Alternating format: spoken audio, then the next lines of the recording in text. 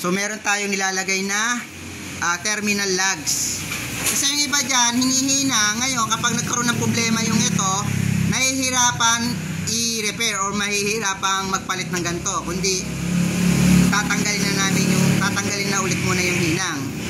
So, kahit nga si Yamaha, yung stock horn niya, yung sa stock horn, di ba meron din siyang adapter. So, dapat tayo, meron din ganon. Naglalagay din tayo ng ganon. Ayan. Ayan, quality yung ating mga terminal lugs and then yung mga pyesa. Hindi tayo natitipid. Ito, tignan nyo, unlimited cable tie tayo. Ayan, para ma-organize lang natin ng maayos yung ating wire harness. Okay? Kasi yan ang concern ng ating tropa. Kaya tayo dinadayo dito pag lalo't ang concern ay rewirings. So, dapat maayos talaga. Alright, mga kabrum-brum. So, dinayo tayo ng katropa Pix. Ang concern niya ay magpapa-rewiring siya. So, check natin kung ano yung mga naka-install dito sa motor niya. Ayan. Ayan. So, makikita nyo naman, masyadong magulo. Ngayon, ang naka-install sa kanya dito is mini driving light. So, ito yung kanya mini driving light. Ayan. And then, ito yung kanyang loud horn. So, brand is Pia horn. And then, meron ding stock horn. Ayan. So, ito nga, gaya na sabi ko, ito, ayan, so mali yung pagkaka-mounting. Kasi pag dito natin minounting yung ating mga loud horn or kung ano man, dyan sa tornilyo na yan. So, possible baka magkaroon ng problema sa cooling system. Ayan, sa coolant. Okay? So, balik tayo dito sa concern ni boss. So, ito yung kanyang concern. So, magpapa-rewirings na siya kasi gulo-gulo nga naman. And then, yung kanyang loud horn, sabi niya is palyado na. So, yung Pia brand kasi okay naman yan mga kabrum-brum. Wag lang mali yung pagkaka-install and then yung mga wire harness. So, magkakaroon talaga ng problema yan pag ganon. And then sa mini driving light niya, so hindi na rin gumagana daw. Ayaw na. Siguro tingin ko sa wire harness pero magpapalit na rin kami ng mini driving light. So, ito yung brand na ipapalit na. Ayan, Zenlo. Ayan. Okay? Ayan. And then may mga pailaw-ilaw din siya dito na extra. Double contact, meron din siya dito. Ayan. Ayan. Ayan, before and after natin. Meron tayong ano dito mga kabrum-brum. Pakita ko sa inyo. Ayan. Ito. Ayan. Ito yan. Pia din siya mga kabrum-brum. Pia brand din siya. Ngayon, ang pinopromote ko ito. Ayan o. Diba nakita nyo? Meron tayong fully assembled type na wire harness. So, stock horn to Pia loud horn. Ito sa mga probinsya ko, sa mga tropa kong taga-probinsya, marami na ako nabentahan nito, mga kabrum-brum. Ang kagandahan nito, talagang para na kayong electrician nito. Motorcycle electrician. Dahil napaka-basic ikabit lang nito, mga kabrum-brum. Ayan, no? Meron na siyang wire tagging. And then, ito yung kanyang power relay. Ayan, naka-compact size lang. And then, may additional na tong rapid mode. Kompleto na ito, mga kabrum-brum. Meron siyang cable tie. And then, meron siyang video installation guide na gagayahin nyo para maikabit nyo ng tama. So, kahit grade 6, kayang-kayang ikabit to. Marami na ako nabentahan nito, mga kabrum-brum. Lahat sila na ikabit nila. Okay? So, update ko kayo dito mamaya-maya kapag na-rewirings na natin. And then, naikabit na natin yung mga ikakabit dito. Alright, so ito. Bali, natanggal ko na yung mga naka-install sa motor. Ayan. So, parang ipikain na lang natin ng kalamansi mamaya mga kabrum-brum. Hindi, joke lang. Ito mga kabrum-brum mo. Di ba kanina masyadong messy, ang gulo-gulo. So ngayon, ayan. So ginawa natin pag tayo nagre-rewirings, binabaklas natin lahat ng nakakabit. So parang back to standard tayo mga kabrum-brum. Ganyan, back to standard. And then saka natin siya i-installan ng mga dapat i-install like mini driving light, loud horn, or yung mga pailaw-ilaw. Ayan. Diba? So, ganyan muna. Ayan. So, tulad nito, tingnan nyo, may mga nakasabit-sabit pa. So, tatanggalin natin yan. Dapat walang mga naka-install dyan na kahit ano. Back to standard. Back to original dapat. And then, saka tayo mag-install ulit ng panibagong wire harness. Okay? So, natapos na yung ating rewirings, tanggal pansit wire, mga kabrum-brum. So, check natin yung mga kinabit natin, mga kabrum-brum. Ayan. ayan, so mga kabrum-brum, mapapansin nyo kung itong color blue na to. So ito yung ating mga power relay mga kabrum-brum. So kanina mapapansin nyo, ito yung power relay na nakalagay sa kanyang motor. Ayan no, diba, ang lalaki oh. Ito dalawang power relay yan, pero pag kinumpara mo yan dito, diba? Ang laki no. So dalawa lang yan na power relay, sa atin 4 lang ilagay natin. Okay, so and then yung ginamit kasi natin na harness, naka fully assemble type na yon. Ibig sabihin buo na siya. Halimbawa, fully assemble type wire harness para sa stock horn to pia loud horn. So assembled siya mga kabrum-brum. And then meron din tayo sa mini driving light, ganun din, naka-assemble din. So yung mga gusto mag-avail ng ating mga fully assemble type sa mga malalayo, yan, ma-avail nyo yan, and then kaya-kaya nyo ikabit. Okay, so ayan ito yung ating harness. Kanina gulo-gulo dito, mapapansin nyo, ang daming gulo-gulo. So ayan, naka-organize na siya. Ayan, ayan, ito yung wire. Ayan. And then nag-add na rin tayo ng rapid mode. Ayan, para sa kanyang busina. Okay?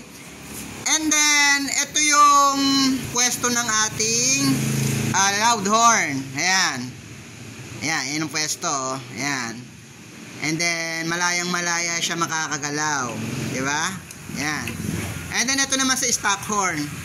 So, kasi dito, ito na yung dating bracket niya. Ito naman sa mini driving light, mga kabrum-brum. Ayan, sa mini driving light. So, ito na kasi yung nabili niyang bracket. So, dito sana ilalagay yung stock horn eh. Pero, dahil dyan na siya, ginawa ko na lang paraan yung sa stock horn niya. Dito ko na lang nilagay. Ayan, okay din naman siya. Malaya din naman. Walang tatamaan. Okay, and then, tignan natin dito.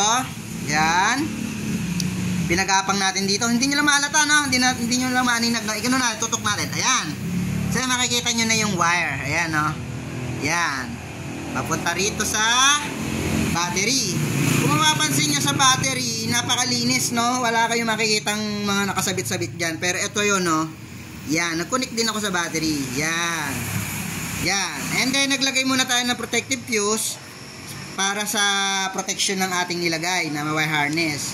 Para magkaroon man ng grounding, pag kinagat ng daga, or dumikit sa body. So, dito lang siya puputok, mga kabrum-brum. Ayan. Ayan. Diba? So, yung ating motor kasi, may sariling fuse yan, andito.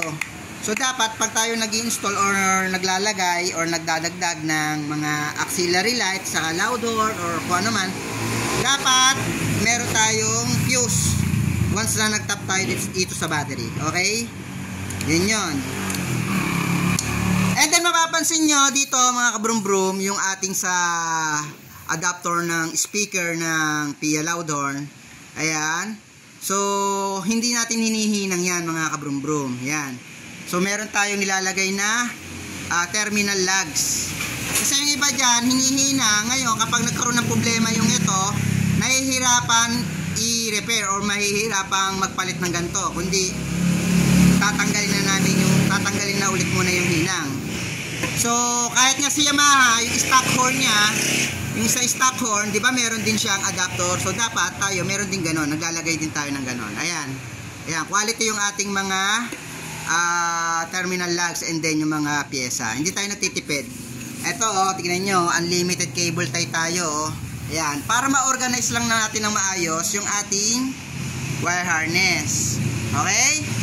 Kasi yan ang concern ng ating tropa. Kaya tayo dinadayo dito pag lalot ang concern na rewirings. So, dapat maayos talaga. Kaya dinayo tayo dito. Ayan. Okay? Ito naman yung switch para sa stock horn to Pia loud horn. Okay? So, dito tayo sa kabila. Ayan, dito muna pala tayo sa taas. Tignan nyo. Parang wala naman kayo nakikitang ikinabit dyan. No? Pero meron akong kinabit dyan, mga kabrum-brum. And then, tinanggal ko na rin dyan yung mga nagtap-tap dyan na wrong installation tapping. Ayan. So, ang ginagawa ko, pag nagre-rewirings tayo, tatanggalin muna natin lahat ng mga nakakabit. And then, saka tayo mag-install ulit ng panibago. Okay, ito yung pinakabalas na kanyang mini driving light. Ayan, hindi rin basta matatanggal. Unless kung tatanggalin dito sa cable tie. Ayan, puro mga naka-cable tie yan. And then dito, oh. Yan. Di nyo lang mahalata, di nyo lang maaninag kasi kulay itim din and then naka-organize. Okay, ito pa, may double contact siya. Kanina yung double contact niya, magulo din. So, inayos ko na rin. Tingnan nyo, kahit haltakin niya yan, sasabay lang yan. Kahit haltakin ng mga mekanikong balahura gumawa, ayan, hindi basta magagalaw or maano yung ating wire harness. Okay? So, balik natin yung kaha para matignan natin and then ma-check natin yung mga kinibit natin. Alright, so mga kabrum-brum, yan, ibalik natin yung kaha. So, testingin natin. So, ito mga kabrum-brum, nagpa-install na rin siya ng double contact. Ayan, yan yung ating double contact na tinatawag. Kung mapansin nyo, diba, yung signal light, wala namang ilaw. So, sa kanya nakailaw na. So, available color ng ating double contact is white, red, saka blue. Pero nire-recommend ko sa mga tropa, yung white talaga, kasi pasado sa LTO yan. Okay? So, pasuyo tayo kay Bossing. Bossing, mag-signal light ka nga sa left side. Ayan, nakita nyo, diba? Nag-signal light. So, ganun naman sa right side. Yan, gumagana siya. And then, subukan mo naman mag-hazard. O, diba? Functional siya, mga kabrum-brum. So, boss, paki-off ng ating double contact. Yan. Ngayon, ito yung kanya mini driving light. So, sa mga sniper 155, 150, malalabo talaga headlight niyan. Kaya, kailangan magpa-backup tayo ng mini driving light. So, Bossing, mini driving light, low beam, testingin mo. Ayan, low beam nakita nyo, color white to. And then high beam, ayan.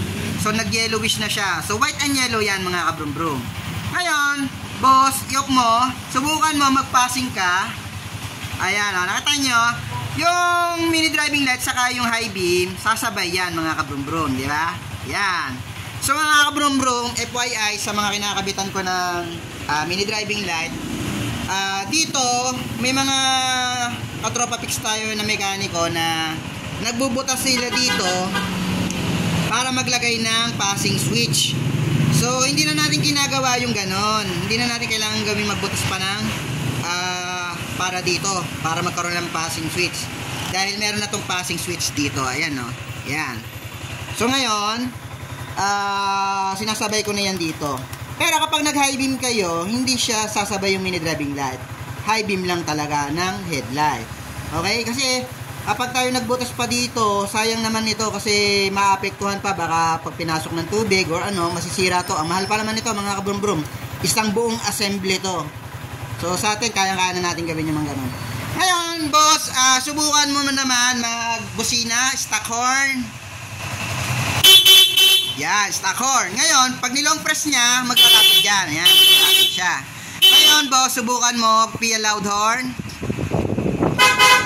Yan, so pia loud horn. Ngayon, pag nilong press niya, may mga patalan. Ayan, magra-rapid na siya. Yun! Si Bossing nga pala. Boss, taga saan ka, boss? Kainta. Kainta. Ayan, dumayo pa si Bossing sa Kainta to Antipolo Rizal. Malapit na malapit lang yan. Para magpatanggal ng pansit wire. Ayan, yung souvenir, oh. Ayan. So, hingi tayo ng feedback. Feedback, boss, ano, okay ba ang ating mga tirada? Okay. So, maraming salamat, boss, sa tiwala. So, yun, mga kabrum-brum, yung mga interesado sa ating electrical work setup, and then customized setup, and then yung ating pinopromote na overall deep cleaning. So, mag-overall deep cleaning din kayo, mga kabrum-brum, lalo na yung mga 3 to 4, 5, 6 years. So, sobrang dumi na ng mga motor nyo. So, mas maganda, nalilinisan din. Okay, maraming salamat. Kabrum-brum, ingat.